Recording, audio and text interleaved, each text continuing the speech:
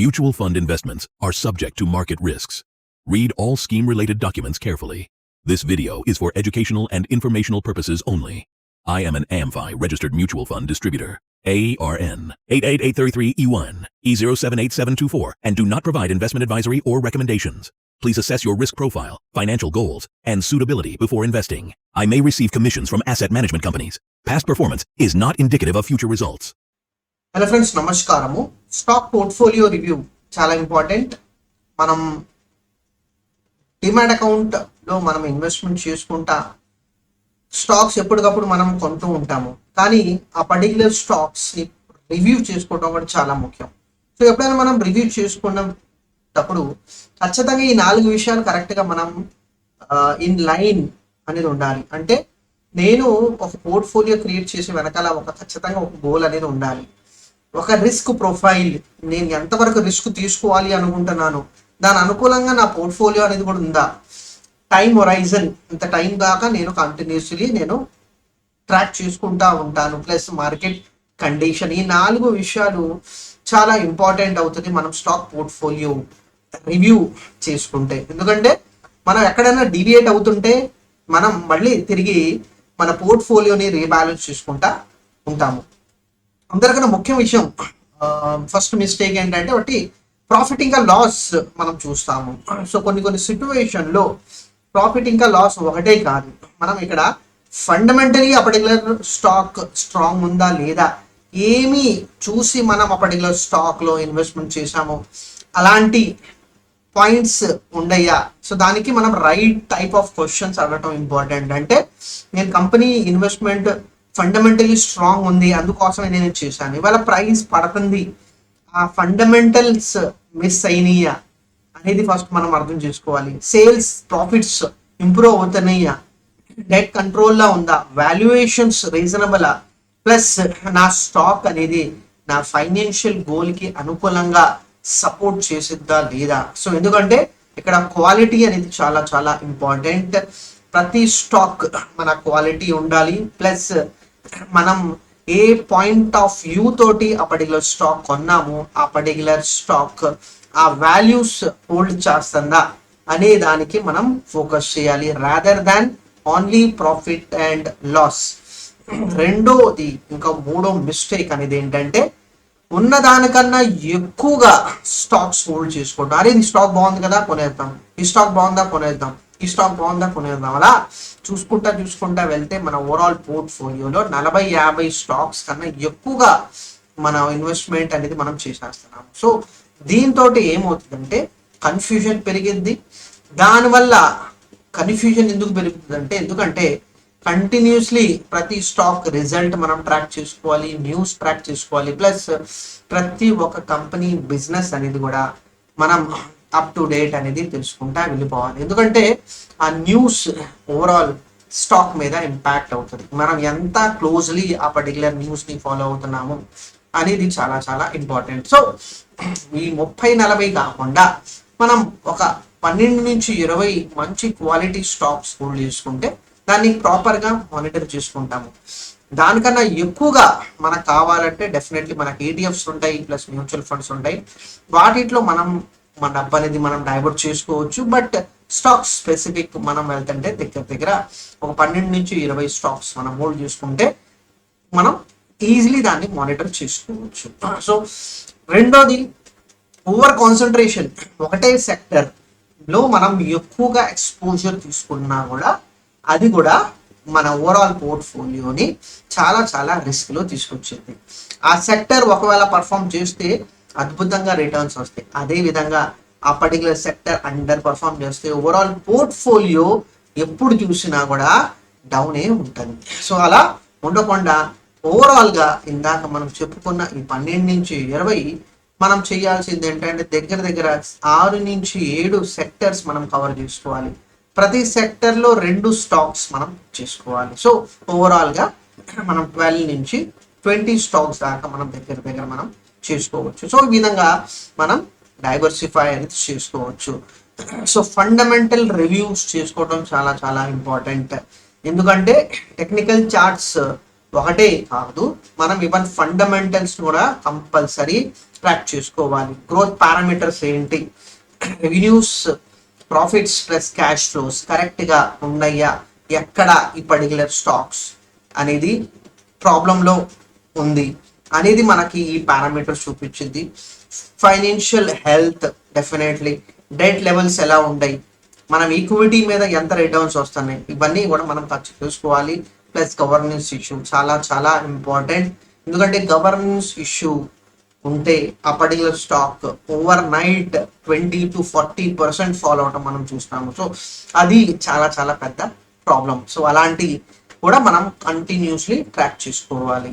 So కొన్ని frequently మనం చేసుకోవాల్సింది ఏంటంటే అసెట్ అలోకేషన్, పూర్తిగా ఈక్విటీలోనే ఉండి మనం ఇన్వెస్ట్మెంట్ చేసుకోకుండా ఒక ప్రపోర్షనేట్ బేసిస్లో మనం హోల్డ్ చేయాలి. సో ఈక్విటీ ఒక 40% మనం ఓవరాల్ నుంచి 60%, అంటే మనం 100 రూపాయల్లో ఇన్వెస్ట్మెంట్ చేసిన దానికి ఒక 40 to 60% రేంజ్లో మనం ఈక్విటీ ఎక్స్పోజర్ తీసుకోవాలి.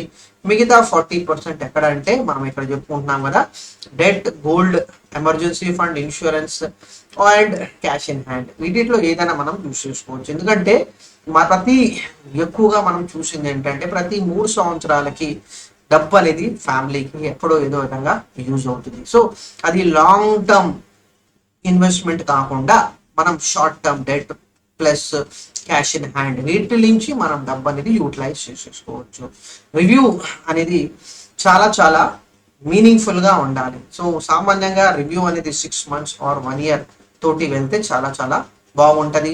ఆర్ఎల్స్ కొంతమంది అసలు రివ్యూవే చేసుకోరు, మనం ఇన్వెస్ట్మెంట్ చేసుకుంటున్నాము, ఈ రివ్యూవే అవసరం లేదు. సో అలాంటి అనేది కూడా మనం చాలా చాలా క్లియర్గా అర్థం చేసుకోవాలి. సో ఇక్కడ పాయింట్ అనేది ఏంటంటే గుడ్ కంపెనీస్ కూడా చాలా చాలా కొన్ని సిచ్యువేషన్లో ప్రాబ్లమ్స్లో వెళ్ళిపోతాయి. సో అందుకోసం కూడా మనం ఖచ్చితంగా రివ్యూ అనేది మన ఇన్వెస్ట్మెంట్ పోర్ట్ఫోలియో స్పెసిఫిక్లీ స్టాక్స్కి ఖచ్చితంగా మనం చేసుకోవాలి. సో అనదర్ థింగ్, మన పేరు నచ్చింది, కంపెనీ నచ్చింది, మనం దాంట్లోనే హోల్డ్ చేసుకుందాము అనే ఒక ఇమోషనల్ యాంగిల్ తోటి మనం స్టాక్స్ని హోల్డ్ చేస్తాము.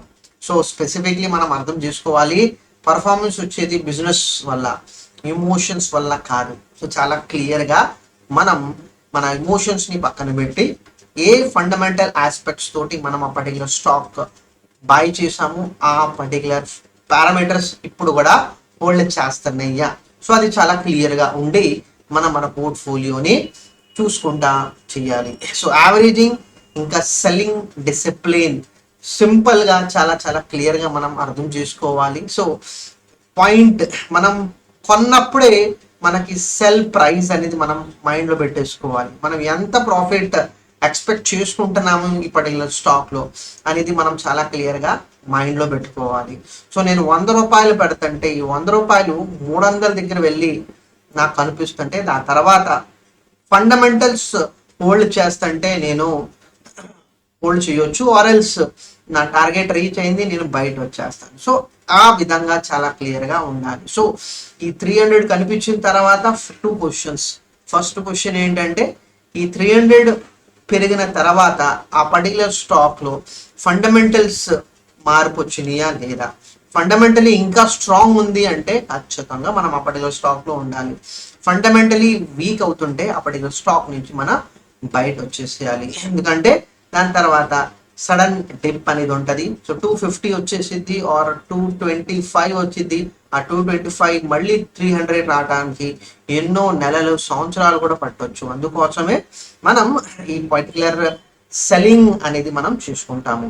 సో చాలా చాలా క్లియర్గా మనం గుర్తుంచుకోవాలి. సో ఒకటి వాల్యుయేషన్ కంపల్సరీ మైండ్లో పెట్టుకోవాలి, ప్లస్ ఎగ్జిట్ స్ట్రాటజీ. మనం ఏ పాయింట్లో ఇందాక మనం చెప్పుకున్నాం కదా, మనం ఏ పాయింట్లో మనం ఈ పర్టికులర్ స్టాక్ నుంచి బయట వచ్చేయాలి. సో వాల్యుయేషన్ తేడా వచ్చిందా బయట వచ్చేసేయాలి, ఎగ్జిట్ అనేది చేయకుండా ఉండకూడదు. సో అలా, ఎందుకంటే కొన్ని స్టాక్స్ పెరిగిపోతున్నాయి, ఫండమెంటల్లీ వీక్ అయిపోయిన తర్వాత మళ్ళీ ఫాల్ అయిపోతాయి, మళ్ళీ ఆ ఫాల్ నుంచి మళ్ళీ పైకి రావడానికి ఎన్నో సంవత్సరాలు పడతాయి. సో అందుకోసమే మనం చెప్పుకున్నవి వాల్యుయేషన్స్ ఆర్ పారామీటర్స్. ఇందాక మనం చెప్పుకున్నాం. సో ఆ పారామీటర్స్ ఖచ్చితంగా మనం ఫిక్స్డ్ చేసుకోవాలి. స్టాక్స్ కొన్నప్పుడు మనం ఆ పర్టికులర్ పారామీటర్స్ ఉంటేనే మనం దాన్ని కంటిన్యూ చేయాలి. సో ప్లస్ ఈ టాక్సేషన్ కూడా మనం చూసుకోవాలి, ప్లస్ రివ్యూ నోట్స్ ఖచ్చితంగా మనకు రైటింగ్లో ఉండాలి, ప్లస్ గోల్ ఓరియంటెడ్ ఇన్వెస్ట్మెంట్స్. అసలు చాలా చాలా మంది పెద్ద మిస్టేక్ చేస్తారు without any goals. So wealth creation ఖచ్చితంగా ఉండాలి, రిటైర్మెంట్ కోసం, ఎడ్యుకేషన్ ప్లస్ ఫైనాన్షియల్ ఫ్రీడమ్, ఏదైనా పర్పస్ కోసం మనం ఇన్వెస్ట్మెంట్ చేస్తున్నాము.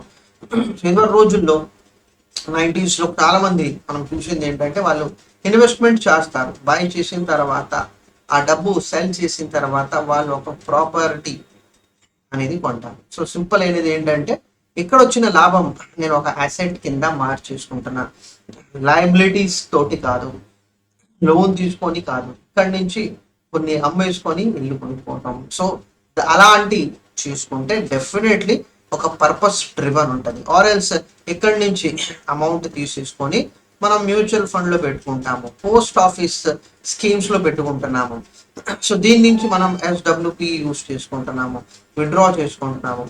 ఇక్కడ మనకు వేరియేషన్ ఎక్కువ ఉండదు. సో అలాంటి గోల్ ఓరియంటెడ్ తోటి మనం వెళ్తే చాలా యూస్ఫుల్గా ఉంటుంది. సో డెఫినెట్లీ పోర్ట్ఫోలియో రివ్యూ చేసుకునే వెనకాల కొన్ని ఇంపార్టెంట్ పాయింట్స్ మనం గుర్తుంచుకోవాలి. ఆ పాయింట్స్ మళ్ళీ ఒకసారి తెలుసుకుందాము.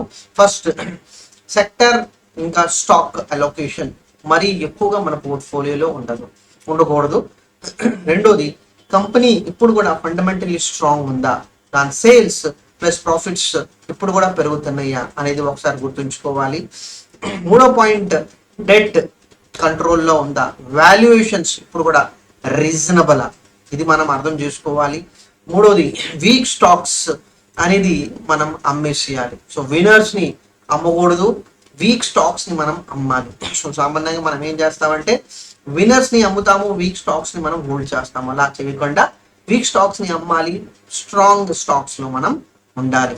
పోర్ట్ఫోలియో మన గోల్స్కి ఇంకా రిస్క్ ప్రొఫైల్కి తగ్గట్టు మన పోర్ట్ఫోలియో అనేది ఎప్పటికప్పుడు మనం చూసుకుంటా ఉండాలి. రీబ్యాలెన్సింగ్, ట్యాక్స్ ఇంప్లికేషన్స్ చూసుకొని కొన్ని ట్యాక్స్ హార్వెస్టింగ్ కోసం కూడా మనం చూసుకుంటాము. సో అలాంటి విషయాల కోసం కూడా కంపల్సరీ మనకి రీబ్యాలెన్సింగ్ చేసుకునేటప్పుడు అది కూడా యూస్ఫుల్ అవుతుంది. సో రిటర్న్ నోట్స్, ఏ పర్పస్ కోసం, ఏ వ్యూ తోటి మనం పర్టికులర్ స్టాక్ కొన్నాము అది క్లియర్గా ఉండాలి. సో డెఫినెట్లీ ఒక పోర్ట్ఫోలియో రివ్యూ అనేది ఒక ప్రాఫిట్ అండ్ లాస్ కాకుండా ఒక ప్రాపర్ ఓరియంటేషన్ తోటి వెళ్తే చాలా చాలా బాగుంటుంది అనేది మనం క్లియర్గా ఇక్కడ అర్థమవుతుంది. హోప్ఫుల్లీ ఫ్రెండ్స్ మీరు ఒక చిన్న పాయింట్స్ మనం ఇక్కడ అర్థం చేసుకుంటున్నాము. ఎందుకంటే అన్ని సబ్జెక్ట్ నాలెడ్జ్ ఒకే రోజు రావాలి అన్న కష్టమే. సో చిన్నగా మనం టెక్నికల్ అనాలిసిస్, ఫండమెంటల్ అనాలిసిస్ని ఇంకా స్ట్రాంగ్ చేసుకొని ఒకరి మీద డిపెండెంట్ ఉండకుండా ఒక ఫైనాన్షియల్ అవేర్నెస్ అనేది క్రియేట్ చేసుకుంటానికి మనకి సిరీస్ అనేది మనం చేసుకుంటున్నాం. డెఫినెట్లీ మీకు ఇది యూస్ఫుల్గా ఉంటుంది. సో డెఫినెట్లీ సబ్స్క్రైబ్ చేసుకోకపోతే సబ్స్క్రైబ్ చేసుకోండి friends. Thank you very much.